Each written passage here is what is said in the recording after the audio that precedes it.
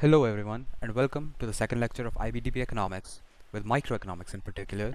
And in this video we're going to be covering the topic of demand, which is the second, and this along with supply sets the basics for all the other economic concepts we will be covering after this. In this video we will be talking about the market and its nature, the competition in an economic market, demand, the law of demand, and we will be looking at demand curves on a graph.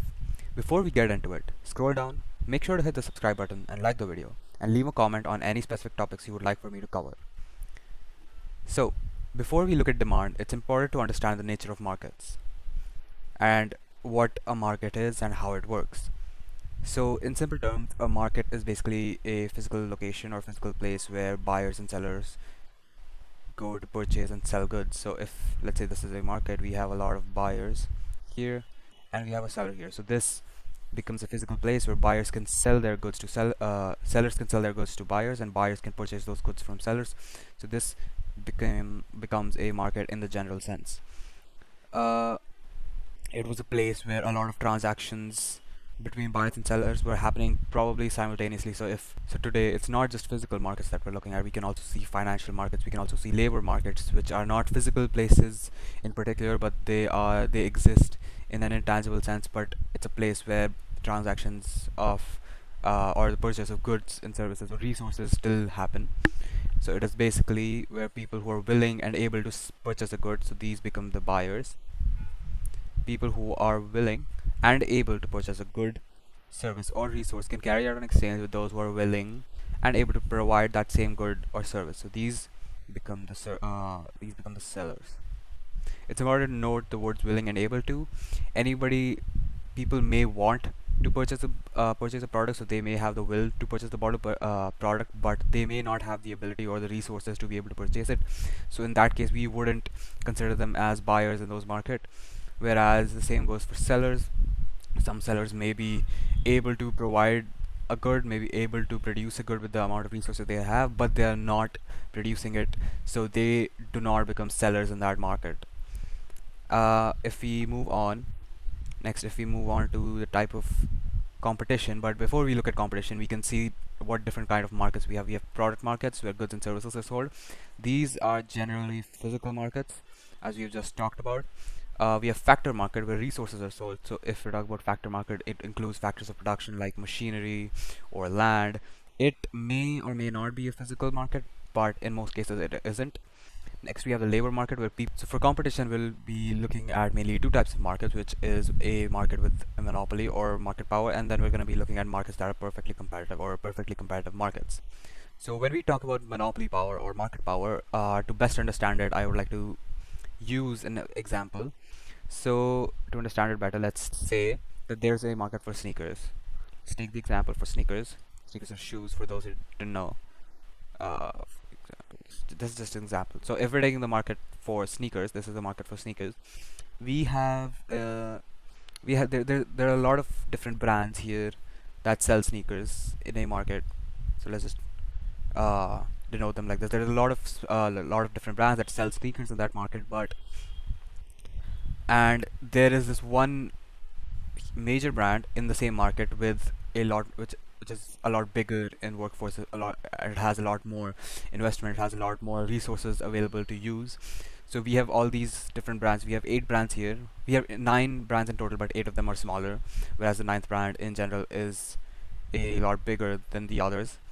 And we can also see that people usually buy sneakers from this brand because it has a lot of popularity. Maybe it has invested a lot in promotion, a lot in advertising. So a lot of customers, a lot of buyers generally prefer to buy using this brand and not the rest. So this larger brand here has a lot more market share in the market for sneakers than these 8 brands do, because most customers or most consumers in the market are buying their sneakers from this market. So most consumers will prefer to buy their sneakers or shoes from the largest firm. Uh,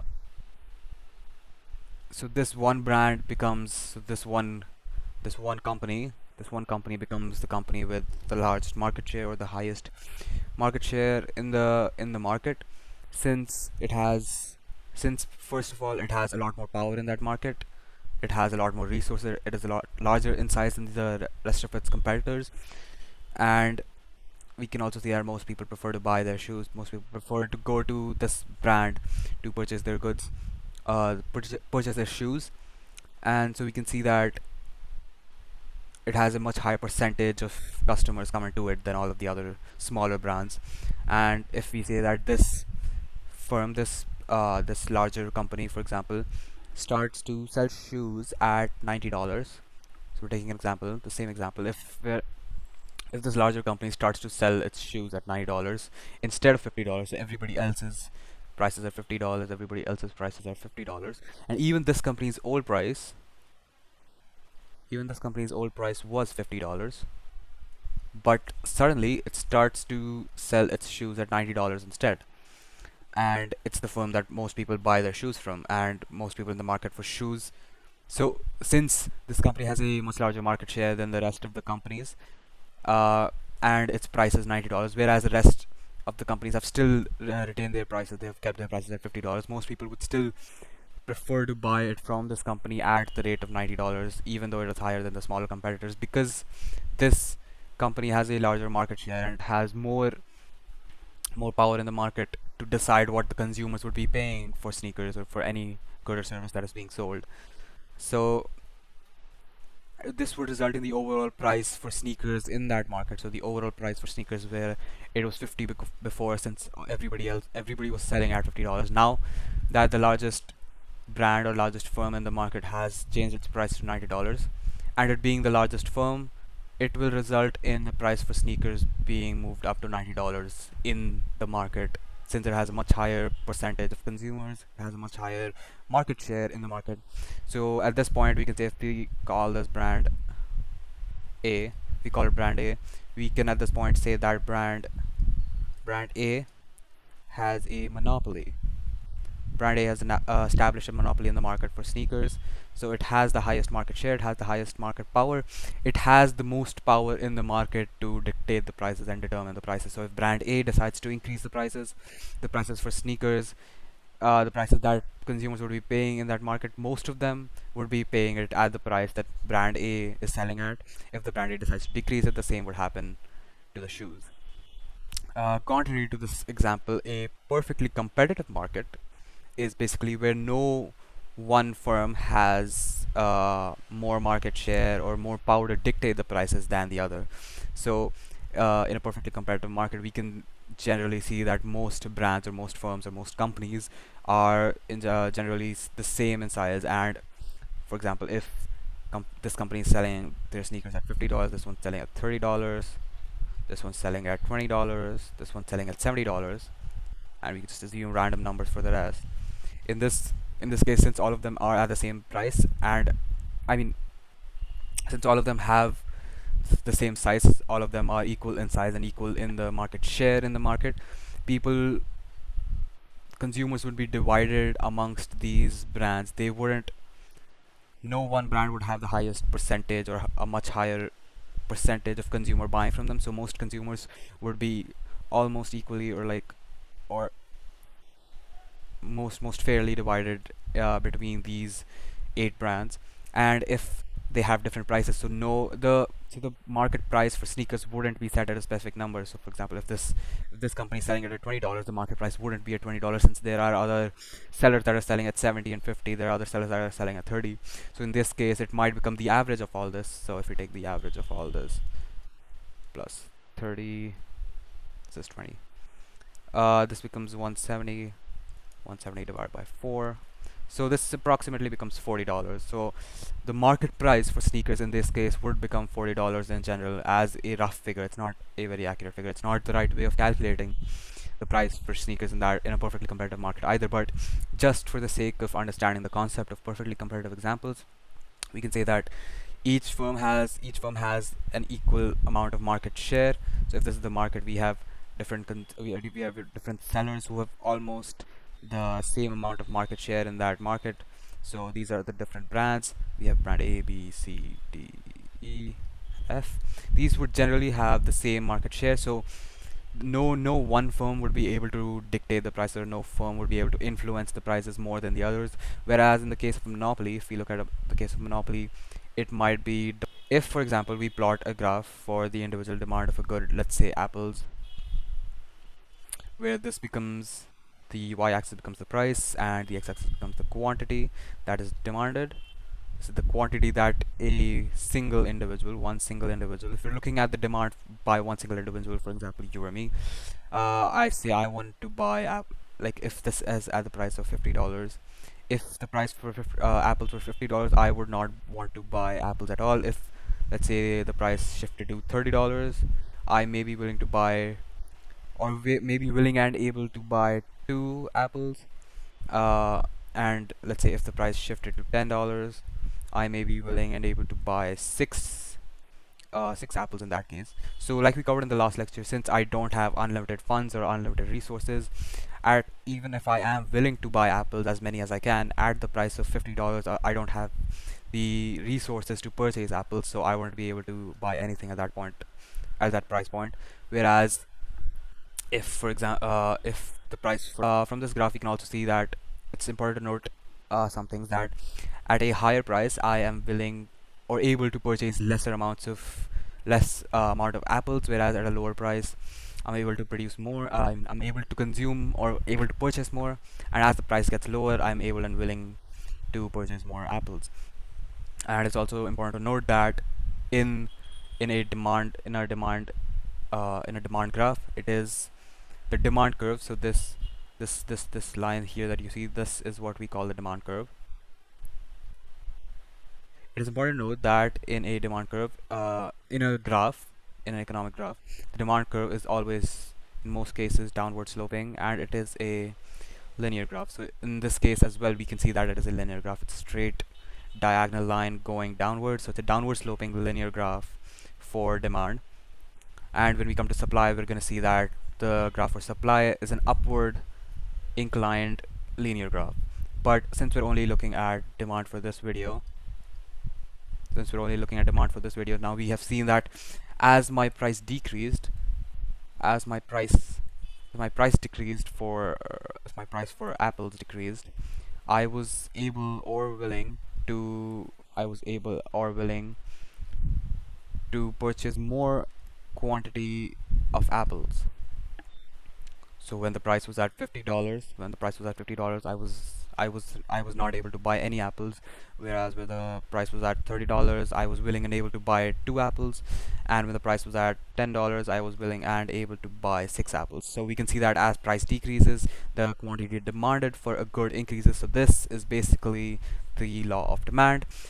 As the price for a product decreases, the quantity demand of it increases, ceteris paribus. Now, it's also important to know what ceteris paribus means. Ceteris paribus is a phrase that we use in economics, which means that considering all other factors remain the same. So right now, since we're looking at the law of demand, we're only looking at price and quantity demanded, and the relationship between these two. We're looking at the relationship between price and quantity demanded. We're not looking at how trends or fashion or advertising or promotion may increase the quantity of apples that people want to buy. So we're only looking at price and the quantity demanded and their relationship with each other. We're not looking at any other factors. But now that we move on and we have understood that as the price for a good decreases, we can see that it results in an increase for the quantity demanded for the goods. This has now been established to us by the law of demand. This is the law of demand, LOD for short. So this is the law of demand, considering all other factors that may have an influence in deciding which quantity we would like to purchase. If all those other factors remain the same, and if you only look at quantity, price and quantity, as price decreases, quantity increases. Now, if we talk about those other factors that we neglected or we just looked over in the law of demand and by the phrase ceteris paribus, those factors are called the non-price determinants of demand. So the best way to understand non-price determinants of demand would be for me to give you some examples. So if we're looking at the same example for sneakers, Obviously, if the price for sneakers decreased, the quantity demanded would increase. But let's say the price remains the same. In what case would the quantity demanded for sneakers go up when the prices have remained the same? So an example for this would be taste or trends or fashion. So if for example the trend for sneakers has gone up, or sneakers are now in fashion, so people maybe, this is price, since the y-axis is price and this is quantity demanded for good or service. By the law of demand, we can see that as the price decreases, the quantity that people are willing to buy or able to buy increases. And for example, if right now the price for electric cars in the market is $50, this at this $50, there may be people may be willing or able to purchase only one electric car. Whereas if the price was, for example, if the price was to decrease to $40, we can see that consumers now be will be able to buy a will now be able to purchase two electric cars. So this basically becomes a movement along the same demand curve. So in this case, if we have this demand curve, and at first people were willing to purchase it at this point, but now since the price has decreased, they are willing to purchase it at this point. So this is the price at which people are buying it at right now. This is what people were buying it at before. We can see that this point has shifted from there to here. This is called a movement along the same demand curve. So nothing has changed in the demand curve, nothing has changed in the demand graph. It's just that people were purchasing it at $50 for one. Now people are purchasing it at $40 for two. This is basically a movement along the demand curve. Whereas if we look at shift, also it's important to note that movements along demand curves only happen when the prices change. So movements along the demand curve are only determined by the price. Nothing else can cause a movement along a demand curve. Whereas if we look at a shift in demand curve, this is price and this is demand. Let's just write demand for now and not quantity demanded, though it is better practice to always write quantity demanded, since that refers to market demand and not individual demand. So in the same market for electric cars, this is demand curve. This is at 50, this is at 40, this is at 30. We got 1, we got 2, we got 3. The price is at $50. The price is at $50. At $50, people are willing to buy one electric car. But for example, if the government launches schemes for advertising, or starts to promote, sorry, the government starts to promote consumers buying electric cars.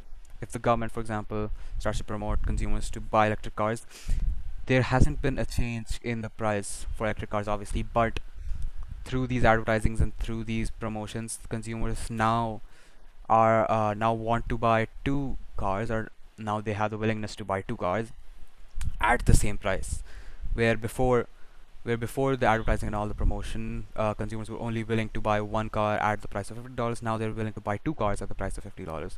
So we can see that this point, where it was here before, it has now shifted to two. Following the same, if people were before willing to purchase two at $40, two electric cars at $40, they would now be willing to purchase three cars at $40. Same for $30. We can point it here. So we can see that even though there hasn't been a change in the price for goods, the prices are still the same, but the quantity to be demanded for those goods have increased from this point to here, and then this point has shifted to here. So we can now draw a new demand curve here. This is basically called a shift of the demand curve. So this entire demand curve has basically shifted rightwards. They have shifted rightwards, indicating an increase in demand. So they've shifted rightwards. So if this was demand curve before, this is now the new demand curve after the promotion. So promotion here, promotion or advertising in this case are non-price determinants of demand. They are not price determinants. They are not price determinants of demand. They are non-price determinants of demand. So from this we can note that shifts in a demand curve happen due to non-price determinants of demand. Let's just try non-price. So that's it for this video. I hope it was beneficial to all those who stuck around till the end, and if you would like to see more videos like these, make sure to like, subscribe and share to help out your friends as well. And in the next video we will be covering the concept of supply, the law of supply, and everything related to supply. Since demand and supply are one of the most important concepts in economics, I would recommend you all to make sure to head on over to the channel, subscribe, and make sure to watch the video before this, which covered the basics of and the fundamentals of economics or microeconomics in the IBDP program. And the next video, which will be on supply, which will be releasing shortly after the release of this video. I hope you like the video. Make sure to subscribe, like. Thank you for watching, and this is IB Seek.